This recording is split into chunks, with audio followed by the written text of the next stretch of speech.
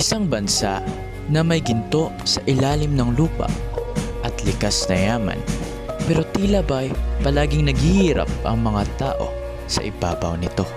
Bago ang lahat, isa ka ba sa mga tao na maraming katanungan? Subscribe ka na kung naghahanap ka ng sagot. Mayaman ang Pilipinas sa likas na yaman. May bundok, dagat at mineral.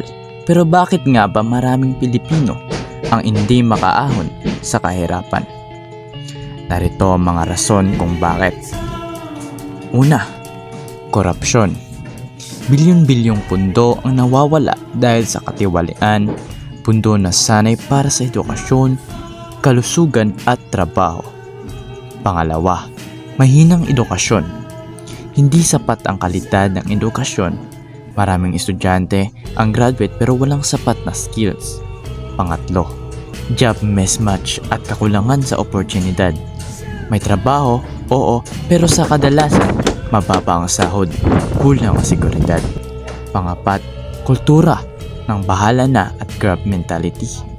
Imbis na magtulungan, minsan tayo rin ang naghihilaan pababa.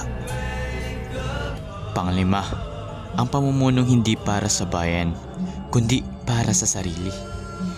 Ilang beses na tayong umasa sa mga pinuno, pero bakit tila walang nagpapago? Marami sa kanila pagkatapos mahalal, nawawala, nagnanakaw o nalulung sa kapangyarihan. Pero ang masakit, tayo rin mismo ang bumubuto sa kanila.